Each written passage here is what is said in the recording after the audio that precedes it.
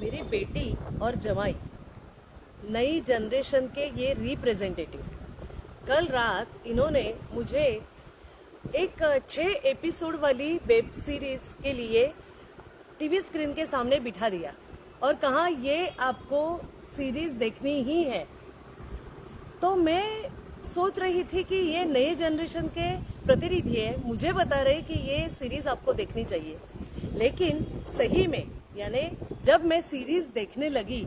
तो उसमें जो डायरेक्टर इसके हैं शशांक खेतान, हितेश कवलिया और नीरज उद्वानी जी, इसमें जो एक्टर है वो है कुणाल खेमू और प्राजक्ता कोहली, नेहा भूपिया जी।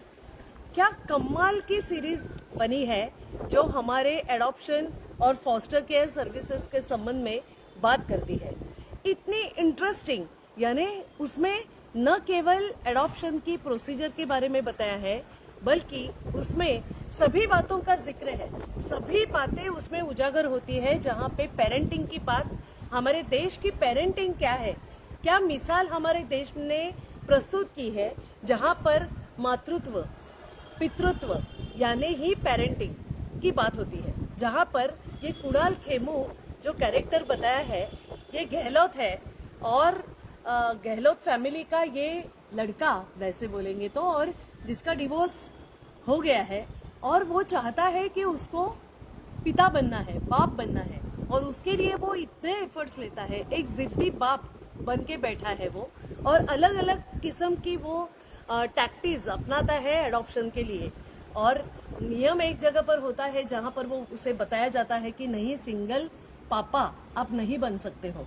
इसके लिए आपको बहुत सी बातें आप में आनी जरूरी है। लेकिन एक पिता जिसमें पूरा मातृ हृदय और पितृ हृदय लेके वो तरसा है प्रेम के लिए, बच्चे के लिए, और ऐसा बच्चा उसे मिलता है। और एडॉप्शन बाद में क्या होता है मुझे भी पता नहीं है क्योंकि पूरी सीरीज तो देख नहीं पाई। लेकिन इसमें जो बात हो गई है, जो जिक्र मैं आपको कहना चाहती हूँ, आज तो आज 31 दिसंबर है, 2025 हम आज पूरा करने जा रहे हैं और 2026 हम कल से नया वर्ष, नई बातें, नई सोच ये और इससे डेवलप होगी। लेकिन इसमें पेरेंटिंग की यदि बात होती है तो भारत देश का नाम ये सही में एक सुनहरे अक्षर में जरूर लिखा जाएगा हर साल, क्योंकि हमारे यहाँ ऐसी मिसाल ही हमारे देश की है। हमारे देश की प्राचीन संस्कृति परंपरा यही कहती है, जहाँ पे पेरेंटिंग ये संकोचित, एक रिजर्व्ड, एक पूरा रिस्ट्रिक्ट, ऐसे हमारी पेरेंटिंग की बात यहाँ पे नहीं है। यहाँ पे एक ऐसा खुला मातृत्व, ऐसा खुला पितृ हृदय यहाँ पे दिखाई देता है, जहाँ पे एडॉप्शन की बात होती है, जहाँ पे सिंगल पापा यानी वो सिंगल पेरेंट होता है और वो बोलता है कि क्यों ना मैं मेरे साथ मेरी वाइफ क्यों ना हो, लेकिन मैं बच्चे को क्यों नहीं ले सकता, मुझे भी बच्चा गोदी में लेना है और इसके लिए मैं सभी बातें करूंगा, पूरा कायनात मेरे साथ जुटेगी, लेकिन मैं बच्चे को एडॉप्ट करूंगा। ये जो बात है ना, ये बहुत सेंसिटिव ऐसी बात होती है हमारे देश में। इतनी सेंसिटिविटी इसमें है छिपी हुई, जहाँ पे जब करुणा में ऐसा मातृत्व और पितृत्व होगा, वहाँ पे हमारे देश में अनाथालय कैसे हो सकते हैं, वहाँ पे अनाथ बच्चे पाए ही नहीं जा सकते, जहाँ पे इतनी बड़ी मिसाल हमारे देश में पेरेंटिंग की है। इसीलिए हम स्वनाथ फाउंडेशन की ओर से